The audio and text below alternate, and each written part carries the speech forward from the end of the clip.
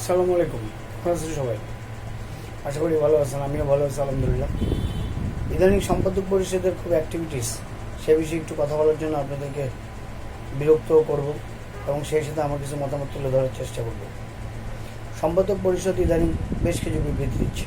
সংবাদপত্রের স্বাধীনতা নাই, সংবাদপত্রের উপর প্রেশার আছে এবং বিশেষ করে মাহফুজ আনাম দুদিন বাদে বাদে মিটিং করে বিভিন্ন ধরনের তথ্য নিয়ে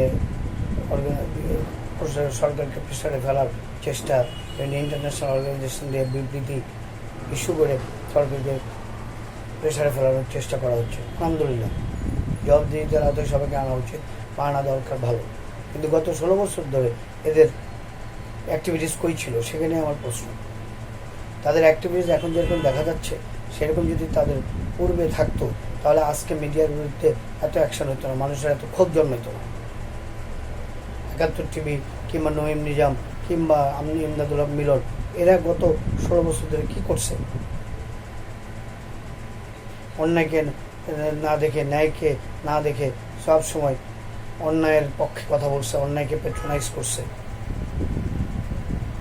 ঠিক তখন এই সম্পাদক পরিষদ তাদের বিরুদ্ধে যদি অ্যাকশনে যেত, অন্তত একটা বিবৃতি দিত, তাহলে তারা নিজেকে কন্ট্রোল করতো। আজকে এই পর্যায়ে দেশটা যাইতো না বা তাদের অবস্থা এরকম হতো না। এর আগেও দেশে সরকার পতন হয়েছে, গণ আন্দোলনের মুখে 90 পতন হয়েছে, ওই মিডিয়ার উপরে তো আক্রমণ হয় নাই। 96 খালেদা জিয়ার পতন হয়েছে, ওই মিডিয়ার উপরে আক্রমণ হয় নাই। 2008 সালে 6 সালে খালেদা জিয়ার পতন হয়েছে, ওই মিডিয়ার উপরে আক্রমণ হয় নাই, সাংবাদিকের উপরে খেপে নেই। কারণ কি? তারা তাদের নীতির মধ্যে ছিল। কিন্তু গত 16 বছর ধরে তারা ফ্যাসিস্টকে পেট্রোনাইজ করতে করতে এমন পর্যায়ে গেছিল, যখন পতনের মুখে তখনও তারা তাদের পক্ষে কথা বলছে এবং এই গুলি করে নিরপরাধ বাচ্চা ছেলেবেলাদেরকে মারা হচ্ছিল, তখনও তাদের মুখ থেকে কোনো একটা মিনিমাম শব্দ বেরোয় নেই। তখন এই সম্পাদক পরিষদ কই ছিল? সম্পাদক পরিষদ তখন বিবৃতি দিতে পারলো না কেন? যখন যেখানে বৃষ্টি, তখন যেখানে মাথায় ছাতা ধরবেন, তাতে মাথা বাজবে, কিন্তু একসময় দেখবেন ছাতা নাই, মাথাও থাকবে। এখন সেই অবস্থা হয়েছে। রাষ্ট্রের চতুর্থ স্তম্ভ বলা হয় এই মিডিয়াকে।